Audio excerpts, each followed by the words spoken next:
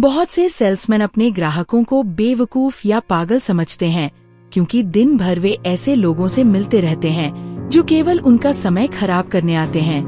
कुछ ग्राहक तो बस ऐसे ही शोरूम घूमने चले आते हैं और बिना कुछ खरीदे लौट जाते हैं। लेकिन एक सच्चे सेल्समैन को ये बात कभी नहीं भूलनी चाहिए कि असली बिक्री केवल उसी व्यक्ति को हो सकती है जिसे सचमुच किसी चीज की जरूरत है, हर किसी को नहीं। चाहे आप किसी भी कंपनी के लिए काम कर रहे हो या किसी भी प्रकार का सामान बेच रहे हो, ये आपका खुद का बिजनेस है। आप इसे जितना बेहतर बनाएंगे, जितना समय और ध्यान देंगे, उतने ही अधिक ग्राहक आपके पास लौट कर आएंगे। लेखक कहते हैं कि लोग ज्यादातर चीजें लॉजिक से नहीं, बल्कि फीलिंग्स और भावनाओं से खरीदते हैं। हर इंसान के भीतर एक अदृश्य साइन टंगा होता है जिस पर लिखा है, मुझे इम्पोर्टेंट फील कराओ। अगर आप किसी ग्राहक को यह एहसास करा देते हैं तो न केवल आप सेल्स में बल्कि जीवन के हर क्षेत्र में सफलता हासिल कर सकते हैं। यही विचार how to sell anything to anybody किताब में मिलता है, जिसे मशहूर सेल्स और मार्केटिंग एक्सपर्ट जॉय गेरार्ड ने लिखा है। ये किताब उनके लंबे और सफल करियर से सीखे गए अनमोल सबक साझा करती है, जिनमें वे ग्राहक के साथ मजबूत संबंध बनाने और उनकी संतुष्टि को सबसे ज्यादा महत्व देने की बात करते हैं। लेखक बताते हैं कि एक बार एक ग्राहक कार खरीदने आया जो अंतिम संस्कार की कंपनी का आयोजक था। जब उससे पूछा गया कि किसी भी इंसान के अंतिम संस्कार में औसतन कितने लोग आते हैं, तो उसने कहा, करीब 250 लोग। इसी तरह एक शादी में लेखक की मुलाकात एक कैटरिंग मैनेजर से हुई, जिसने बताया कि एक शादी में औसतन 500 लोग शामिल होते हैं, यानी दूल्हे की तरफ से 250 और दुल्हन की तरफ से भी लगभग 250। इसका मतलब ये है कि एक सामान्य व्यक्ति अपनी जिंदगी में लगभग 250 लोगों को प्रभावित करता है, और वे लोग इतने खास होते हैं कि शादी से लेकर अंतिम संस्कार तक शामिल होते हैं। अब एक सेल्समैन के लिए ये समझना बेहद जरूरी है, क्योंकि अगर आप किसी एक ग्राहक को नाखुश कर देते हैं तो उसके जरिए 250 और संभावित ग्राहक भी आपसे दूर हो सकते हैं। वहीं अगर वही ग्राहक संतुष्ट होकर लौटता है तो वह उन्हीं 250 लोगों से आपके बारे में अच्छी बातें करेगा, और संभव है उनमें से कई लोग आगे चलकर आपके ग्राहक बन जाएं। इसलिए हर ग्राहक को वैल्यूएबल मानना और उसकी संतुष्टि पर ध्यान देना ही असली सेल्स का नियम है। जब कोई नया सेल्समैन शुरुआत करता है तो उसके लिए सबसे आसान बिक्री होती है। पहले अपने लिए प्रोडक्ट खरीदना और फिर रिश्तेदारों या दोस्तों को 2-3 प्रोडक्ट बेचना। लेकिन असली चुनौती तब शुरू होती है जब वह अपनी नजदीकी पहचान वालों को सामान बेच चुका होता है। असली पहचान तभी बनती है जब सेल्समैन 3 से अधिक प्रोडक्ट अनजान लोगों को बेचने लगता है। तब सवाल उठता है, एक अनजान इंसान को अपना ग्राहक कैसे बनाया जाए? इसके लिए सबसे पहला कदम होता है प्रोस्पेक्ट की लिस्ट बनाना। उन लोगों की लिस्ट बनाइए जिनसे आप रोजमर्रा में मिलते हैं, जैसे ग्रोसरी वाला, पेट्रोल पंप वाला, कपड़े बेचने वाला या कोई और व्यापारी। जब ये लोग रोज आपको कुछ बेचते हैं तो आप भी उनसे संपर्क करके अपना सामान ऑफर कर सकते हैं। फोन पर बात करना सेल्स में सबसे बड़ी चुनौती मानी जाती है। कई बार कंपनियां नए सेल्समैन को ऐसे नामों की लिस्ट थमा देती हैं जिनसे वे कभी मिले ही नहीं। ऐसे में 99% लोग फोन पर बात करने में रुचि नहीं दिखाते और तुरंत कॉल काट देते हैं। असली समस्या यह है कि अनजान व्यक्ति आपसे बात क्यों करे? इसका जवाब है रेफरेंस। बिना रेफरेंस कोई भी अनजान इंसान आपसे जुड़ने में दिलचस्पी नहीं लेता। जॉय गेरार्ड बताते हैं कि उन्होंने फोन कॉल्स को हमेशा रेफरेंस के साथ इस्तेमाल किया। उदाहरण के लिए, अगर वे किसी घर पर फोन करते और पत्नी ने कॉल उठाई तो वे कहते, मैं जॉय, कार सेल्समैन बोल रहा हूँ। आपकी कार तैयार है, आप इसे लेने कब आ रहे हैं? महिला चौंक जाती और कहती, हमने तो कोई कार ऑर्डर नहीं की। तब जॉय किसी और का नाम लेकर पूछते, क्या ये उनका घर है? जब महिला अपने पति का सही नाम बताती तो जॉय माफी मांगते और जाने से पहले कैजुअली पूछ लेते, क्या आप नई कार लेने का सोच रहे हैं? कई बार महिला कह देती कि उसका पति इस बारे में सोचता रहता है और उनसे बात कर सकते हैं। यहीं से जॉय को जरूरी रेफरेंस मिल जाता। फिर वे उस पति से बात करके सारी जानकारी नोट कर लेते और समय आने पर दोबारा कॉल करते। इस तरह धीरे धीरे वे अनजान लोगों को भी रेफरेंस के जरिए ग्राहक बना लेते थे। अनजान ग्राहकों को जोड़ने का दूसरा तरीका है ईमेल या लेटर भेजना। ज्यादातर सेल्समैन जब ईमेल भेजते हैं तो उसमें केवल विज्ञापन और टेम्पलेट भरे होते हैं, जिन्हें लोग पढ़ते तक नहीं और डिलीट कर देते हैं। लेखक का सुझाव है कि मेल के जरिए ग्राहकों को कुछ बेचने की कोशिश न करें, बल्कि उन्हें किसी समस्या और उसके समाधान पर चर्चा करने के लिए मेल भेजें। समय समय पर त्योहारों और खास दिनों जैसे जन्मदिन या सालगिरह पर शुभकामना संदेश भेजें। जॉय हर ग्राहक को साल में 12 ईमेल भेजते थे, हर महीने एक। इसमें केवल विश किया जाता था, कोई विज्ञापन नहीं। इससे ग्राहक के मन में उनका नाम बार बार आता रहता और धीरे धीरे लोग उन्हें याद रखने लगते। ग्राहकों तक पहुंचने का अगला आसान तरीका है विजिटिंग कार्ड। जॉय हमेशा अपने पास विजिटिंग कार्ड रखते और हर मुलाकात में सामने वाले को दे देते। यहाँ तक कि फुटबॉल मैच में जब गोल होता और लोग खुशी से तालियां बजाते तो वे अपने कार्ड भीड़ में उछाल देते थे। इस तरह लोगों को मजेदार तरीके से पता चल जाता कि वे कौन हैं और क्या काम करते हैं। ग्राहक को हमेशा एक विजेता जैसा महसूस कराना जरूरी है। जब कोई व्यक्ति शोरूम में आता है तो वह अक्सर घबराया हुआ और अविश्वास से भरा होता है।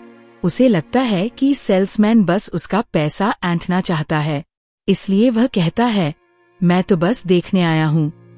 अगर आप उसकी जरूरत को समझे बिना सिर्फ बेचने की कोशिश करेंगे तो संभव है वह आपको थोड़े पैसे देकर पीछा छुड़ाकर चला जाए। लेकिन अगर आप उसकी परेशानी को समझकर ईमानदारी से बताते हैं और उसे ये महसूस कराते हैं कि उसने जितना पैसा और समय खर्च किया उसके बदले में उसे कहीं ज्यादा वैल्यू मिली, तो वह संतुष्ट होकर आपको दोस्त मानेगा और दोबारा लौट कर आएगा। एक और महत्वपूर्ण सलाह है, गॉसिप क्लब से बचें। हर कंपनी में कुछ लोग होते हैं जो काम की बजाय गपशप में समय बर्बाद करते हैं।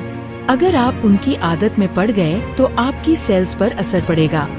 जितना अधिक आप लोगों से जुड़ेंगे और ग्राहकों से बात करेंगे, उतना ही आपका बिजनेस बढ़ेगा।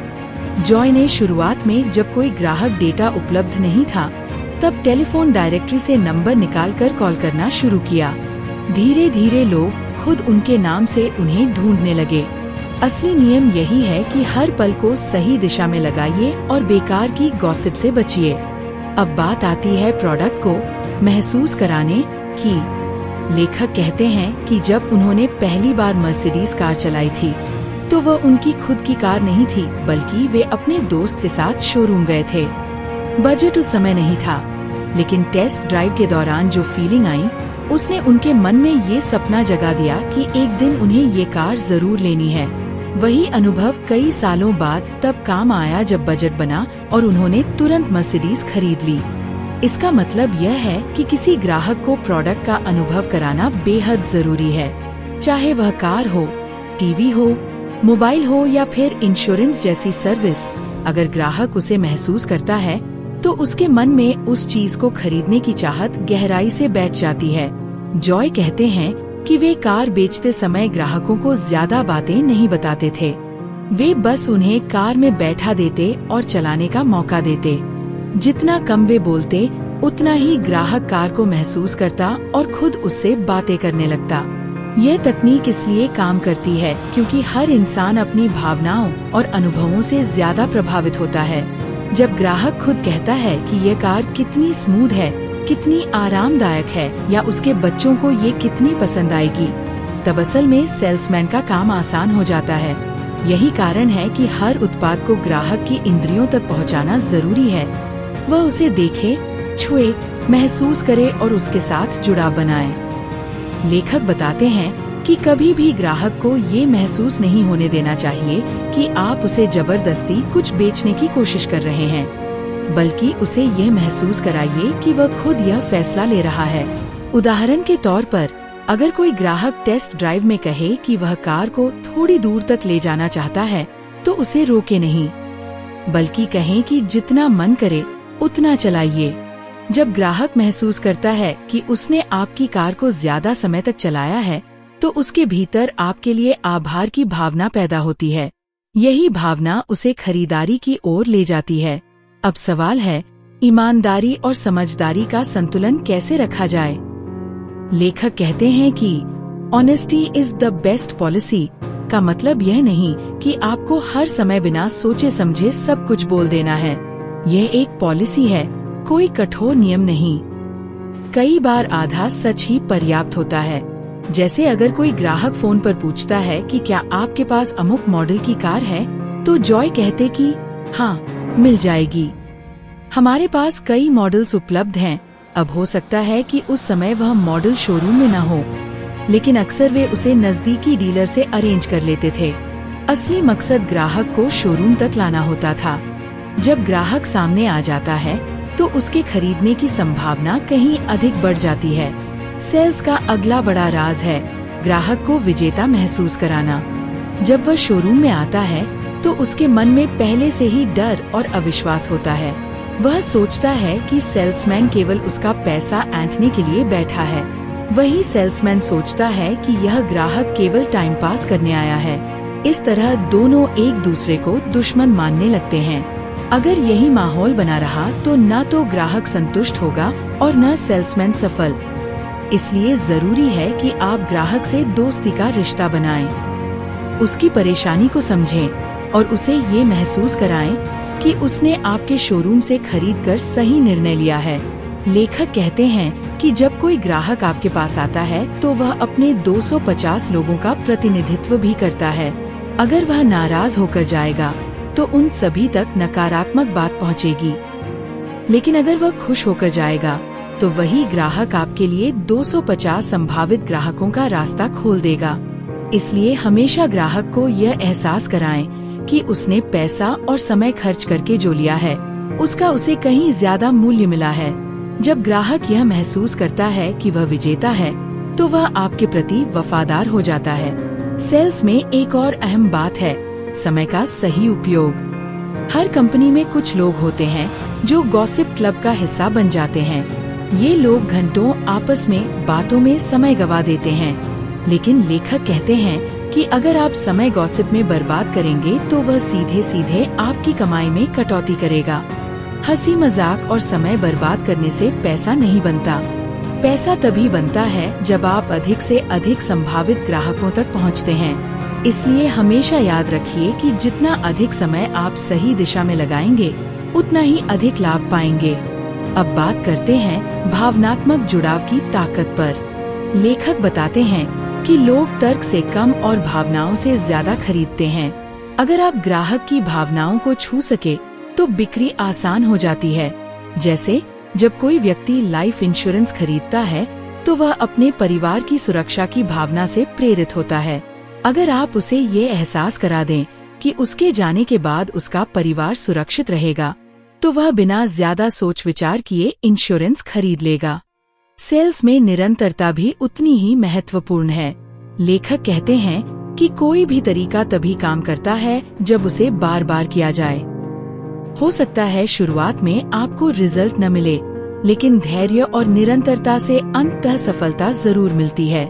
यही कारण है कि जॉय हर महीने ग्राहकों को मेल भेजते थे, चाहे उसका जवाब आए या न आए।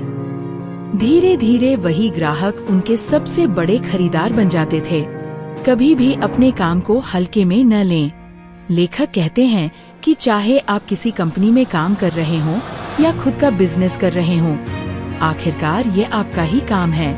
इसे जितना बेहतर करेंगे और जितना अधिक समय देंगे उतना ही ये आपके लिए फलदायी होगा। अगर आप ढिलाई दिखाएंगे और गॉसिप में समय गवाएंगे तो आपको उसका खामियाजा पैसों में भुगतना पड़ेगा।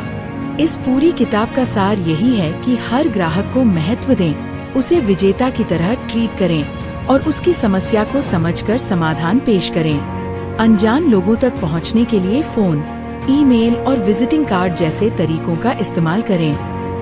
ग्राहक को प्रोडक्ट का अनुभव कराएं और उसे महसूस कराएं कि वह निर्णय लेने में आजाद है। गॉसिप क्लब से बचें और अपना समय केवल सेल्स बढ़ाने वाली गतिविधियों में लगाएं। ईमानदारी से काम करें, लेकिन समझदारी से बोलें। और सबसे जरूरी, ग्राहक के साथ भावनात्मक जुड़ाव बनाएं। लेखक अंत में कहते हैं कि अगर आप इन नियमों को अपनाते हैं तो न केवल सेल्स में बल्कि जीवन के हर क्षेत्र में सफलता पाएंगे, क्योंकि असल सफलता सिर्फ बेचने में नहीं बल्कि रिश्ते बनाने और लोगों को अपने साथ जोड़ने में है।